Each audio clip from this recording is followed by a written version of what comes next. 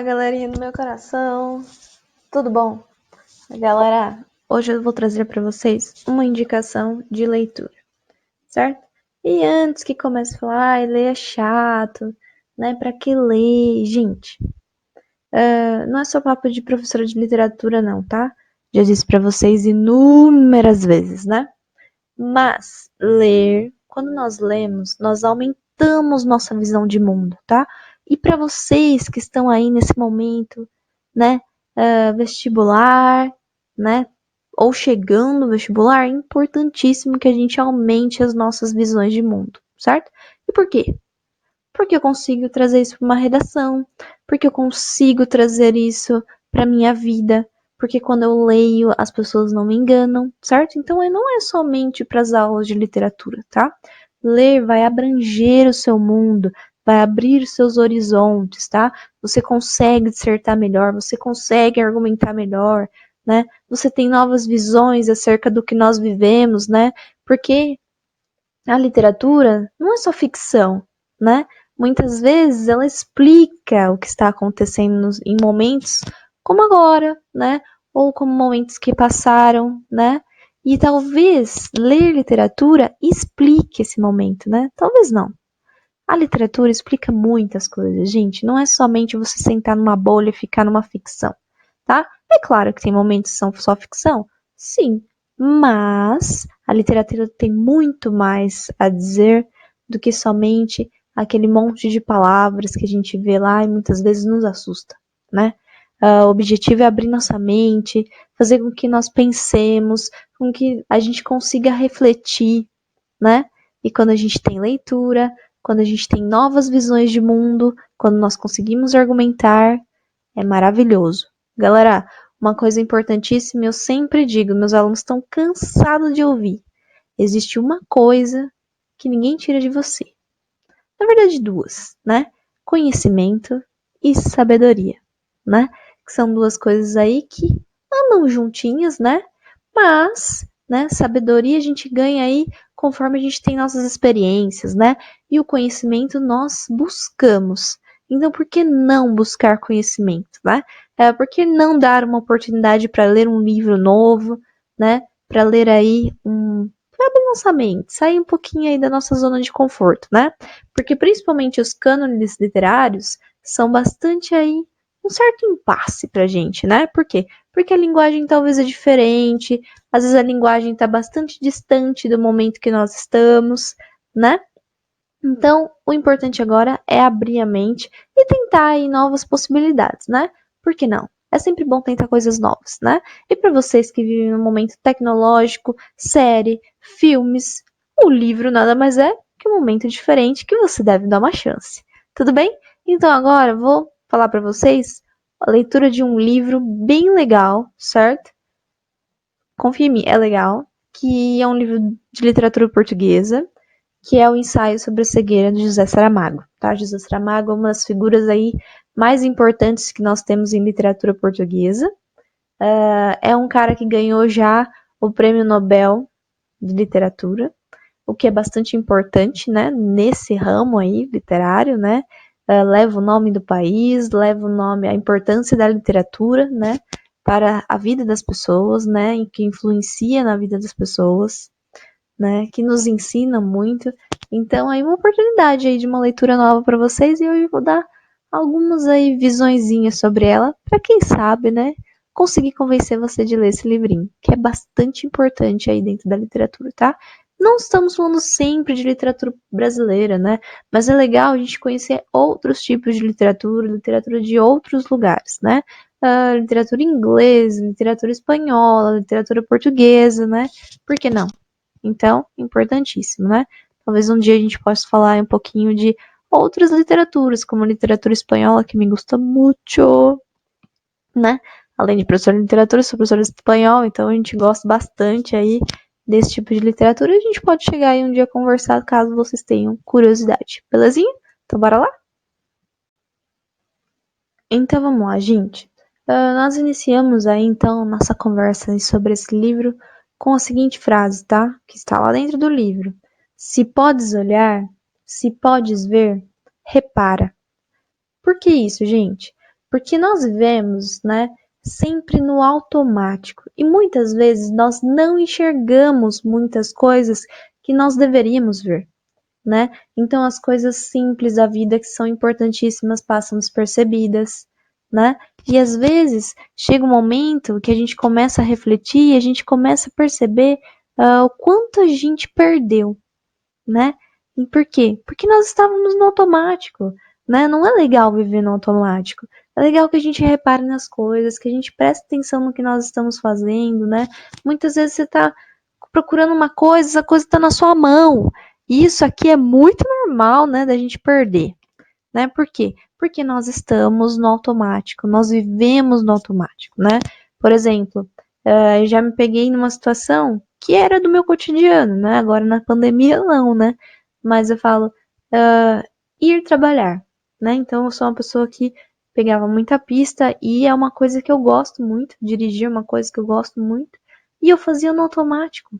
E um dia eu percebi, né, refletindo, né, essa pandemia nos levou a muitas reflexões, que eu estava fazendo tudo no automático, que eu pegava o mesmo caminho como se meu carro soubesse e ele fosse sozinho, né? A intenção não é essa, a intenção é você curtir aquele momento, né?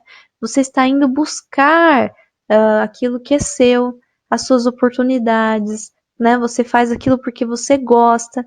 Então, todo o processo tem que fazer sentido, né? E não viver no automático. Viver no automático não é legal, gente. É sempre importante que nós prestemos atenção nas coisas que acontecem ao nosso redor, né? Então, você está andando na pista, você está prestando atenção, né? Olha ao seu redor, né? Claro que com toda a segurança do mundo, né, gente? Pelo amor de Deus, pra ficar pensando na morte da bezerra, né? Mas assim, olha o que tá ao seu redor, né? Tá andando, caminhando na rua, né? Olha o que tá ao seu redor. Olha a reação das pessoas, umas com as outras. Olha o que tá acontecendo no mundo. Reflete sobre o que tá acontecendo no mundo, tá? E nunca, nunca, nunca, gente, tá? É uma esse livro é genial por isso, né? Nos leva à reflexão e é importantíssimo, principalmente no momento que nós estamos vivendo, né? Refletir sobre isso, por que está acontecendo isso, qual a reação das pessoas sobre isso, né? Então, olha, enxerga as pessoas, né? Enxerga as pessoas na sua singularidade, né? Enxerga a relação das pessoas, como elas se relacionam, né? Gente, sei lá, uma simples troca de sorrisos que você vê. Você passa na rua, você dá um bom dia pra uma pessoa, você sorri pra ela, sabe? São coisas simples que a gente não vê. E se a gente não vê as coisas simples, imagine as coisas complicadas, né? As coisas complexas da vida, né? Então, as coisas acontecem e nós temos que perceber o que está acontecendo, né? É importante você ver sempre lados diferentes. Para quê? Para que você tome a sua decisão sobre aquilo, para que você tome uma reflexão, que você tome o seu partido sobre aquilo, né? A qualquer tema que for, gente, qualquer temática que for, todo mundo tem uma opinião X ou uma opinião Y. Mas por que você não pode ter a opinião Z, né? Por que você não pode analisar os dois lados e ver aí, gente, a verdade, cada um tem a sua, né? Então, para que seguir sempre a mesma verdade? Né? Para que seguir sempre a mesma maré, sabe, né? Então é importante que você escute os lados, que você tenha, né, a sua reflexão, o seu ponto de vista, a partir da reflexão que você teve sobre tudo, tá? E esse livro nos faz refletir muito sobre isso, né? E nada mais é do que uma análise sobre as relações sociais, né, as relações de política, de ideológicas, de cultura, né? Uma relação muito extensa, muito global, né? O legal da literatura, principalmente desses tipos de literatura que são as literaturas canônicas, né? Que elas não se perdem no tempo. Elas não são datadas. É claro que algumas são, né? Não vamos também generalizar, né? Falar que tudo não é datado. Mas a sua grande parte não é datada, né? Ela vai caminhando junto com o tempo, ela caminha junto com o andar da sociedade, tá? E é isso que deixa a literatura maravilhosa, tá, gente?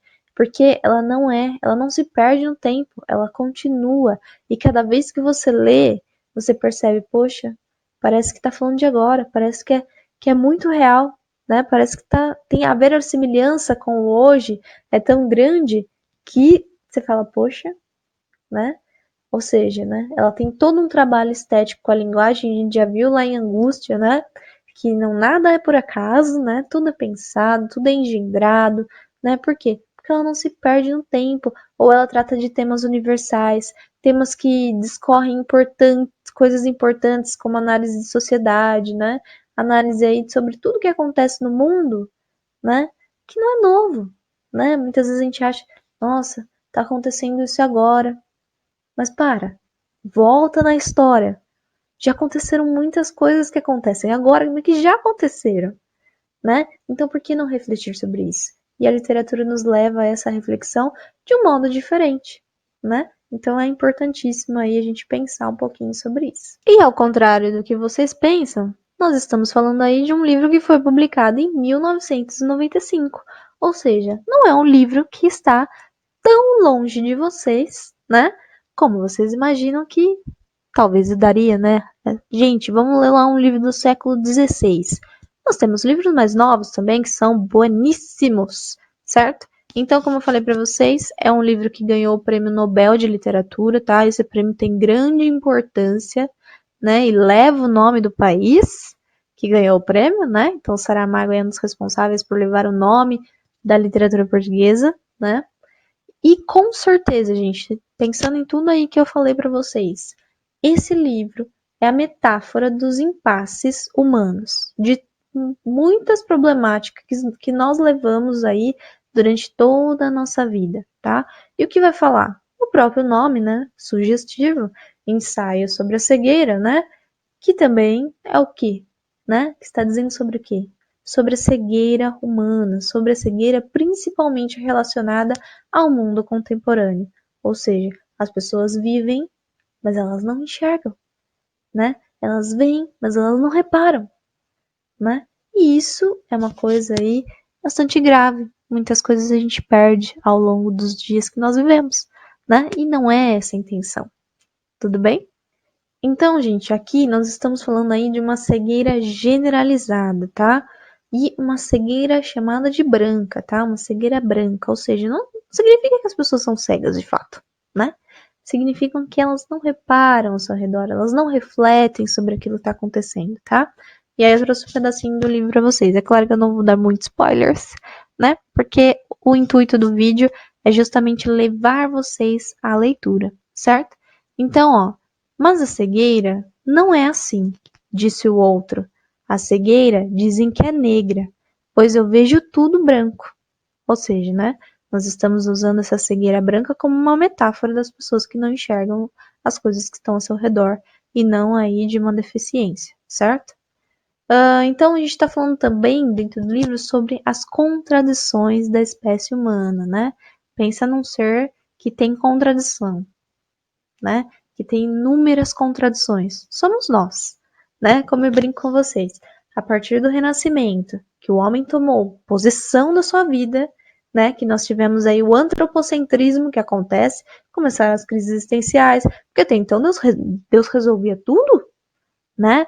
Deus respondia tudo, Deus era provedor do nosso destino, então estava tudo certo, lindo, traçado, né? A partir do momento que o homem começa a refletir sobre a sua existência, né? Saber que as coisas são feitas porque ele tem livre-arbítrio, né? Porque ele escolhe e não porque Deus traçou um destino, né? Aí começa o problema, né? Porque aí começa as crises, fala, poxa, né? Mas se eu fizer uma coisa errada, fui eu que escolhi. Então eu tenho as minhas consequências das minhas escolhas, né? E aí começa toda a crise. Então vai falar todas as contradições e todos os impasses que nós temos, né? Começaram ali naquele momento, certo? Outra coisa, gente, ó, um livro de 1995, nós estamos em 2020. E o livro fala sobre falta de altruísmo. O que acontece em 2020? As pessoas pensam umas nas outras ou elas só pensam no seu umbigo, né? Ou só enxerga a ponta do seu nariz. Tá? Não faz esse exercício porque depois você não para de enxergar o nariz, tá? Certo? Então, as pessoas são altruístas. As pessoas pensam no próximo, de fato, né? Nós temos aí esse amor pelo próximo, né? Será que a gente tem mesmo de fato? Algumas pessoas têm, algumas pessoas são divinas por dentro, né? Mas outras não, né? Ou às vezes a gente tem aí uma ideia de altruísmo, uma ideia de amor ao próximo que nós aí não completamos totalmente, né? Senão a sociedade não estaria de ponta cabeça como está, né? Ou seja, um livro de 95, gente. Olha só o que nós estamos vendo agora. Não tem momento melhor pra gente falar de altruísmo do que agora, né? Mas são coisas que já aconteceram antes, né? E a sociedade veio caminhando, caminhando, e ainda nós temos esses problemas, certo? Então, essa falta de altruísmo, ela já aparece no início do romance, certo? Já lá no consultório médico, as pessoas estão doentes ali, já tem essa falta de altruísmo, né? E as pessoas demonstram essa falta, né? Por quê? Porque eles estão interessados no seu problema. Então, mesmo olhando que o do outro pode ser mais grave, né? Ele não enxerga isso, certo? Então, nós estamos falando de novo da cegueira, de você ver somente aquilo que você quer ver. Se você prestar atenção, é isso que acontece, né? Nós só enxergamos aquilo que nós queremos, né? Por quê? Porque nós condicionamos a nossa mente a isso, né? E para melhorar isso, nós temos que fazer todo um trabalho conceitual, cognitivo, né? Porque muita coisa fica aqui dentro e a gente não consegue arrancar, né? E aí para o nosso desenvolvimento humano. Nós estamos aqui para o nosso próprio desenvolvimento, né? E para a gente se autodesenvolver, né? Para a gente melhorar, nós temos que fazer sempre uma autorreflexão sobre sobre as nossas atitudes, sobre os nossos pensamentos, sobre aquilo que nós estamos vivendo, né? Se a gente está seguindo algo que é bom, algo que é ruim, né? Então a gente vive aí em constante reflexão. E aí, o que deixa esse livro mais atemporal ainda, por quê? Porque nós não conseguimos nos situar no tempo, tá? Esse livro, se vocês lerem aí, espero que sim, vocês vão perceber que nós estamos falando de um ontem, de um hoje e de um amanhã, né?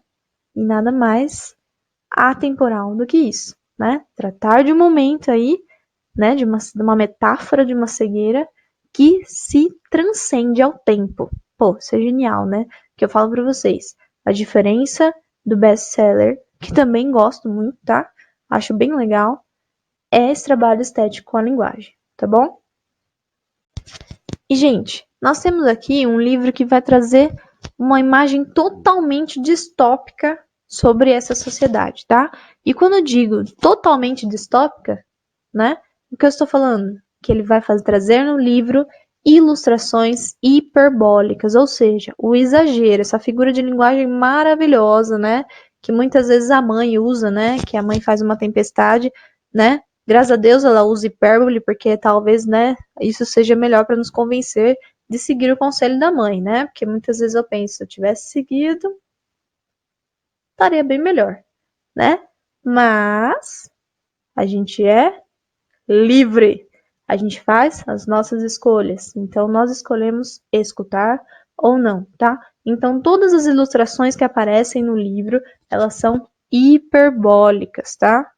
Então, nós temos medo, catástrofe, apocalipse e a cultura do assombro, tá? E aí, Balandier vai dizer isso, tá? Então, é um livro totalmente distópico, tá? Imagina só, a cultura do assombro. Ou seja, trazer para dentro da literatura tudo aquilo que nos dá medo, né? Imagine só, o que nós estamos vivendo? A galera falando de apocalipse, não é? Ah, então chegou lá as pragas do Egito.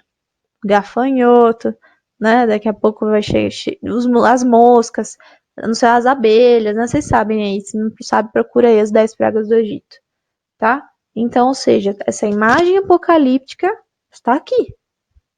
A galera tem medo, gente. Então, tudo aquilo que tá lá no fundo, que nos desperta aí uma sensação bastante ruim, né? Está aqui dentro do livro, tá? Principalmente aí essas imagens apocalípticas, que com certeza são imagens aí hiperbólicas, certo? Não que é lógico, se a sociedade aí não pensar, né? Nós podemos viver aí imagens mais apocalípticas ainda, mas não apocalipse mesmo, né? Eu espero. Eu espero que não. E aí, gente, o que eu falo para vocês é que dentro desse livro, a cegueira, ela só existe porque ela é consequência das falhas humanas, certo? Então, ela não está ali aleatoriamente. Como eu falei para vocês, nada é aleatório, né? Ela não está ali por estar, certo? Ela é uma metáfora das falhas humanas. Ela só existe porque o ser humano é falho por natureza, certo? E aí a gente tem uma coisa bastante interessante. Galera, só tem a redenção, né? Só tem a salvação, a sobrevivência, as pessoas só conseguem sobreviver se elas conseguirem enxergar o poder da ação coletiva. Ou seja, se elas conseguirem pensar em alteridade, se elas pensarem no próximo, se elas pensarem que para você viver em sociedade é preciso essa ideia de coletividade, certo? Então, as pessoas só conseguem, né, sobreviver a partir daí desses pontos de vista. A partir do momento que você abre a mente e você percebe que você não consegue caminhar sozinho, né? Nós dependemos aí um dos outros para melhorar o mundo, para sobreviver aí dentro desse mundão aqui que nós vivemos, né? Além disso, gente, nós estamos falando aí de uma representação metonímica.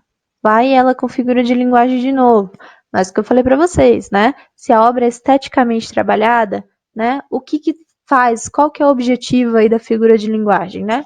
Dar expressividade, dar mais riqueza dentro da obra. Então, consequentemente, eu vou ter inúmeras figuras de linguagem, né? Figuras de linguagem só não acontece só no poema, tá, gente? Pelo amor de Deus, tira isso da cabeça, hein? Poema é rico em figura de linguagem? É, mas a prosa também, certo? Então, nós temos aí uma representação metonímica. O que significa isso? Ele pega a cegueira, que é uma deficiência, né, do ser humano, e ele faz toda uma análise a partir da cegueira, tá? Essa análise é feita sobre a condição humana a partir da cegueira. Então, a metonímia é uma representação, uma figura de linguagem que vai trazer a parte pelo todo. Então, eu pego um elemento pequenininho, né, que é a cegueira, comparado às outras inúmeras deficiências que nós temos, inúmeras doenças que nós temos aí, né, e vou trazer isso para fazer uma alegoria de muitas coisas, certo? Então, a gente faz aí uma representação metonímica, certo? O que eu quero levar o leitor a pensar, né? Lembra daquela ideia de chave hermenêutica, né? Então, eu tenho as minhas possibilidades interpretativas, tá? E o texto me leva a essas possibilidades. Sempre falei para vocês, estamos falando de possibilidades, né? Porque eu tenho várias possibilidades de interpretação, mas eu tenho o limite do texto, né? E se nós pensarmos em chave hermenêutica aqui, né? O que o texto pretende que o leitor chegue à opinião, né? Que nós estamos falando aí de uma alegoria da aprendizagem coletiva, né? Que eu falei para vocês antes. Se a redenção, né, é aqui aquela ideia de que para sobreviver eu preciso trabalhar com uma ação coletiva, né? Que acontece aqui, a minha chave hermenêutica, ou seja, a minha possibilidade interpretativa dentro do texto, né? Tem como objetivo levar o leitor a pensar que nós precisamos ter uma aprendizagem coletiva, nós precisamos viver uma sociedade mais harmônica, que tenha mais altruísmo para seguir em frente, certo? Tudo bem?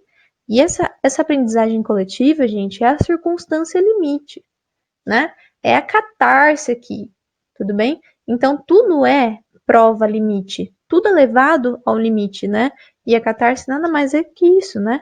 Levar as situações de expressividade ao limite. Para quê? Para fazer o leitor sentir aquilo na alma, né? E pensar sobre isso. Nada mais é, né? Nos levar a pensar, né? Nos emancipar, né? Nos emancipar, ou seja, nos levar à reflexão, certo? E não só ler por ler, né? Lógico, a gente pode ler por ler? Pode, né?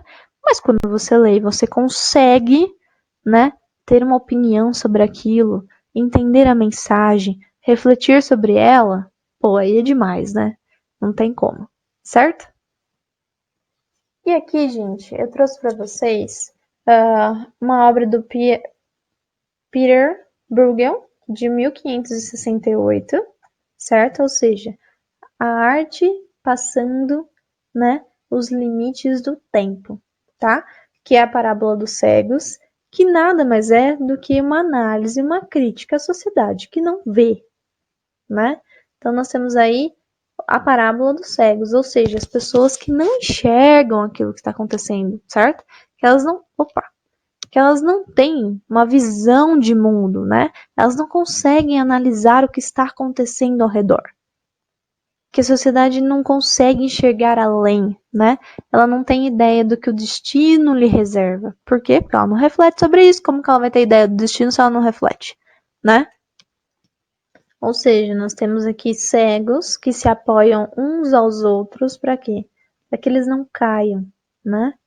Ou seja, gente, nós nos apoiamos muitas vezes nas pessoas para nós não cairmos, né? Para não acontecer nada com a gente. Ou seja, nós estamos pensando de novo no nosso umbigo, né? E nós não nos apoiamos para melhorar a sociedade, ou para melhorar as condições da vida humana, ou para melhorar os nossos pensamentos, as nossas reflexões acerca de nós mesmos e acerca do mundo, né? Então não é para se apoiar ao outro para se dar bem, né? É estar junto ao outro para que todos nos demos bem, né? Então esse que é importante aí, trouxe para vocês então esse quadro de 1568, que a gente não consegue aí fazer essa interpretação, né, esse intertexto com a obra de Saramago, tá bom? Portanto, gente, né, nós temos então uma sociedade que só existe, ou seja, uma sociedade alienada, que apenas vai, né? Apenas caminha, apenas segue a maré, tudo bem? Ela só existe, ela não vive, né? Ela não pensa, ela não reflete, ela não age no mundo, né? Por quê? Porque nós agimos no mundo por meio das nossas atitudes, né? E por meio da linguagem. É por meio da linguagem que nós agimos no mundo, né? Então, se nós formos não formos pessoas participantes e ativas naquilo, como que a gente vive? A gente não vive, a gente só existe, né? E qual é o objetivo de somente existir? Nós estamos aqui só para existir, né? Para se perder no tempo? Não, né? Nós não estamos aqui só para se perder no tempo e viver, né? Acordar, fazer tudo igual, né? Tudo monótono, tudo mecânico, e aí dormir de novo, e aí acordar de novo e fazer a mesma coisa assim, como se nós fôssemos máquinas, né? Nós não somos máquinas, gente. Pelo amor de Deus, né? Nós temos que pensar, nós temos que refletir, nós temos que viver, né? E viver é complicado. Não é à toa que a gente tem aí várias crises. Por quê? Porque viver é complicado, né? Mas não é o objetivo. O objetivo é que a gente saia, que a gente reflita, que a gente melhore, né? Esse é o objetivo, que nós aprendamos sempre e sempre com as coisas que nos acontecem, certo? Então, gente, eu trouxe para vocês aí um esquema. Beleza, então, gente, nós estamos aí falando de um conceito bastante interessante do Pierre Bourdieu, certo? Pierre Bourdieu vai trazer muitos elementos que analisam a sociedade, né? Então, ele vai fazer uma analogia com um campo mesmo, tá? Um campo de futebol, certo? Um jogo. Beleza, gente. Então, aqui nós estamos falando aí sobre as relações sociais, né? Sobre os embates que existem na relação entre pessoas, né? Independente da relação, gente. Independente das inúmeras relações que nós temos entre pessoas no mundo, certo? Então, dentro dessas relações sociais, né, nós temos aí pessoas diferentes, né, com especificidades diferentes, subjetividade, né? Cada um aí é cada um com a sua subjetividade, né? No entanto, para nós vivermos aí, né, as nossas relações sociais, nós vivemos aí em um constante jogo, né? Ou seja, nós temos regras a ser seguidas, né? Para nós vivermos em sociedade, nós temos regras específicas para seguir, né? Então nós temos que ser educados com o próximo, né? Nós temos que respeitar, né, as pessoas. Não significa que você deve concordar com a opinião das pessoas, né? Mas você deve respeitar essa opinião, né? E se você tem a sua opinião, você pensa sobre a opinião do outro, pensa sobre a sua, né? E tenta melhorar, né? Então a gente sempre tem que respeitar o próximo, né? No seu aí, na sua subjetividade, né? Graças a Deus somos pessoas diferentes com pensamentos diferentes, né? Se todo mundo fosse igualzinho, imagine só o momento monótono que nós íamos viver, certo? E aí, dentro da sociedade, né, pensando que nós somos extremamente subjetivos, cada um tem um hábito, né? E esse hábito, ele vai se aperfeiçoando conforme nós vamos tendo essas relações sociais, né? Ou seja, ou para bom, ou para pior, ou para ruim, né? Vamos dizer assim. Então, cada um vai ter um tipo de relação, né? E se a gente pensar aí nesse livro, o ideal seria que as pessoas vivessem aquele momento de cegueira, né? Mas que aprendessem com aquilo e melhorassem, né? Tivessem aí o seu aperfeiçoamento a partir daquele momento, né, ruim, né? Daqueles impasses, né, que as pessoas vivem. Então, o objetivo seria, galera, você viver uma situação de extrema, né? Uma situação de extremidade, né? Ou seja, uma cegueira que está pegando todo mundo. É claro que é uma metáfora, mas todo mundo começa a ficar desesperado, né? Ou seja, uma coisa que está arrebatando a sociedade. Olha só como eu falei para vocês. Literatura não se perde no tempo, galera, né? Nós estamos falando aqui de uma metáfora. Mas nós estamos vivendo uma situação, né, parecida, gente, com o livro. Nós estamos vivendo aí um momento de arrebatamento, né? E o que acontece com as pessoas? Elas melhoram ou elas pioram, né? Elas tomam aquilo como aprendizado ou não, certo? Então, gente, a sociedade vive em constante campo de batalha. Por quê? Porque cada um tem a sua opinião, todo mundo quer estar certo, né? Então, vive um constante embate e ninguém consegue, né, aprender com isso. Por quê? Porque todo mundo quer estar certo, né?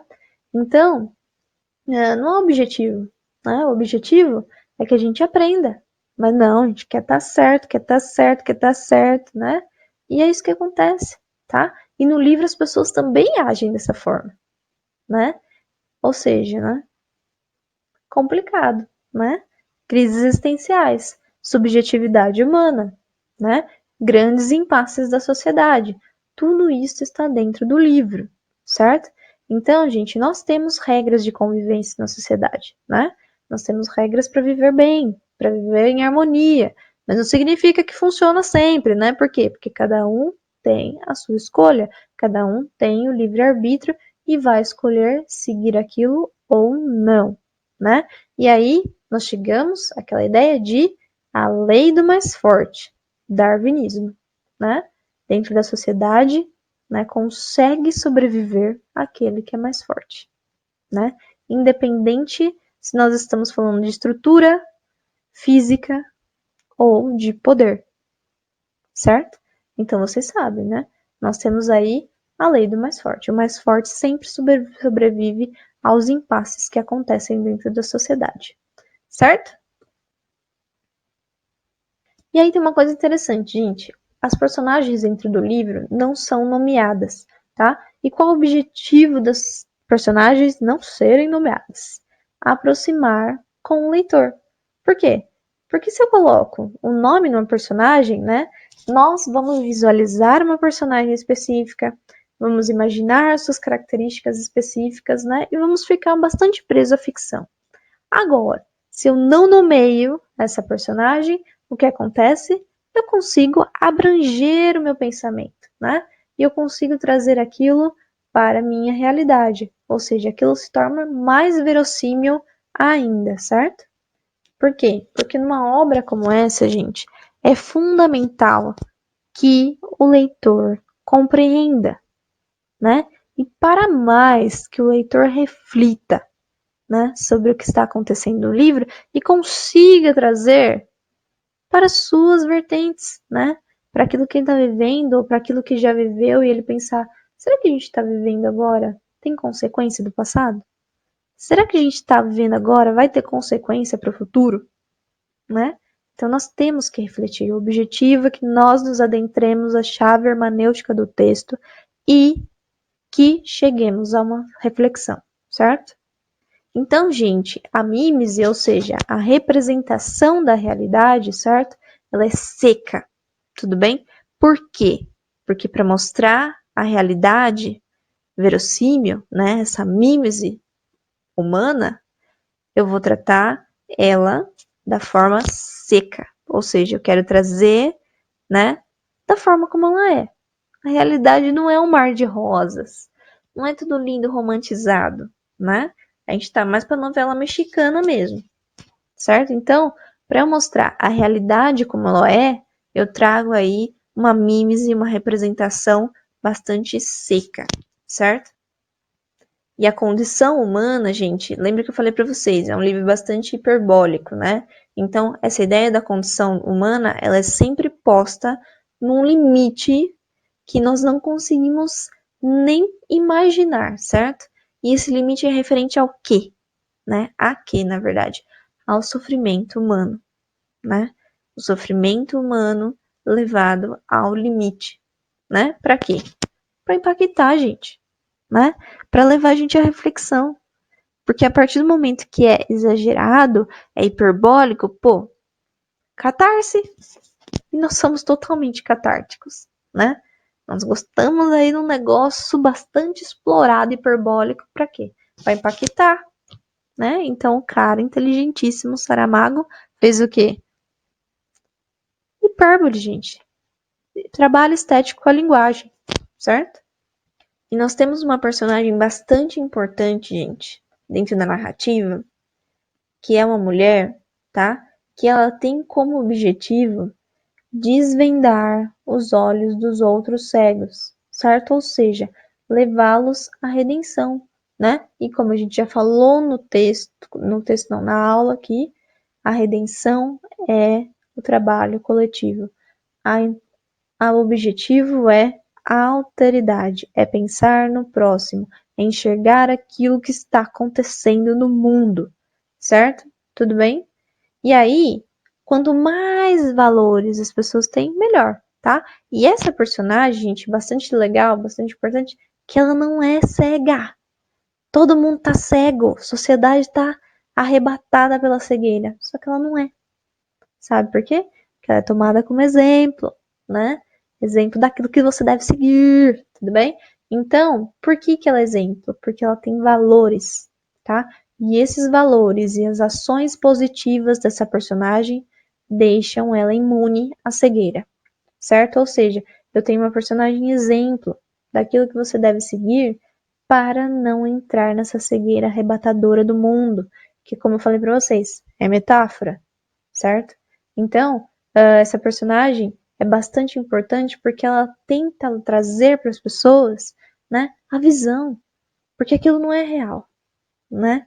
As pessoas têm que enxergar, né? Se você tem o dom da visão, enxerga, vê, desvenda aquilo que está na sua frente, certo? E, gente, é um texto também que faz um diálogo com o sermão da 60ª, tá? Padre Antônio Vieira, um sermão bastante importante que cai nos vestibulares. Procura aí, só você, sermão da 60ª. Cai lá no Google, lindo, bonitinho, PDF, ó, esquema, hein? Certo? E outra coisa que nós temos aqui bastante interessante, eu já falei desse cara 1 milhão de vezes, se não foi ver esse cara ainda, corre, gente. Não precisa ler o Bauman inteirinho. Mas, pô, dá uma lidinha de vez em quando. Pô, pega lá o comecinho, pega o meio, pega o fim, né? Fala, pô, o que que esse cara fala? Você cita esse cara em qualquer lugar, gente. Esse cara, ele é mil utilidades, ele é melhor que Bombril, tá? Por quê? Porque você consegue colocá-lo em inúmeras situações, certo? E o que acontece? mostra que você tem visão de mundo, que você tem uma visão reflexiva, que você sabe fazer uma análise das coisas, tá? Então, não viu esse cara? Corre e vê esse cara, tá bom? Por quê? Porque dentro do romance, tá? Não, a gente tá falando do Bauman como um todo, mas a gente consegue trazer ele aqui, tá? Dentro do romance, nós temos aí uma analogia com essa ideia de cultura de, né? Cultura do consumo, do desperdício, da contaminação, tudo que vivemos, certo? Tudo que está à voga, tudo que as pessoas discutem até hoje, certo?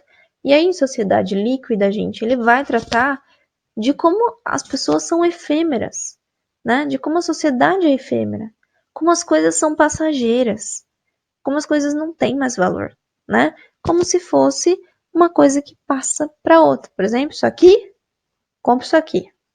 Caríssimo, né? Esse trem, celular, certo? Dá um mês que você comprou isso aqui, sai um melhor. O que você quer? Você quer outro. Aí, passou mais um mês, saiu outro melhor do que aquele que você queria, né? Ou seja, depois isso aqui vira lixo. Dificilmente alguém passa para alguém, né?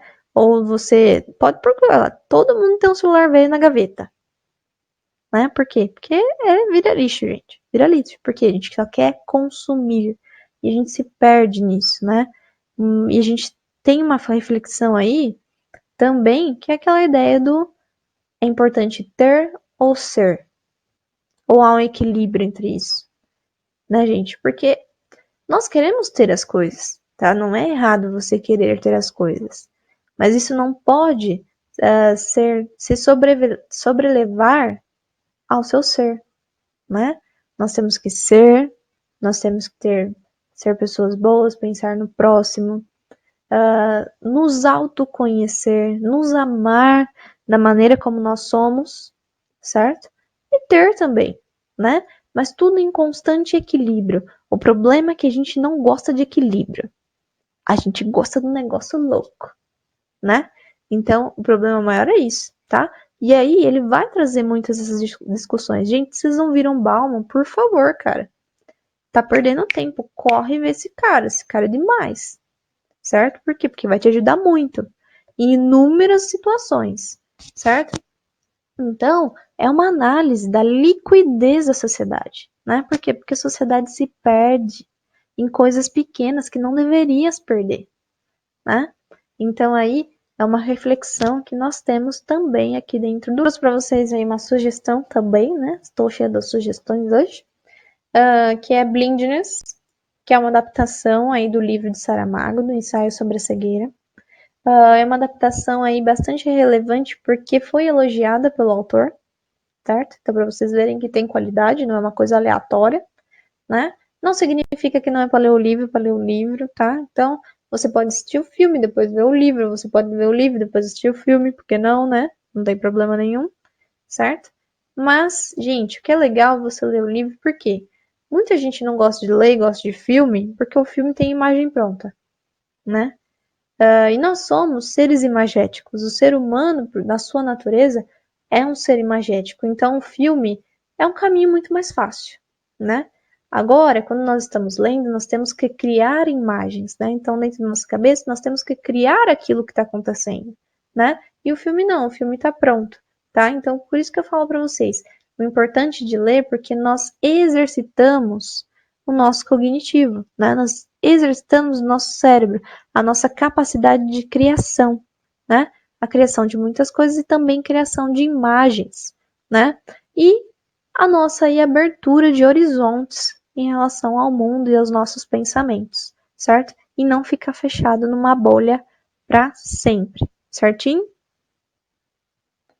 Belezinha, galera? Então hoje nós terminamos nossa aulinha por aqui. Espero ter ajudado vocês, espero que eu tenha instigado vocês, né, a essa possibilidade de leitura. Tudo bem? Então encerramos por aqui. Beijinhos no coração de vocês e até a próxima.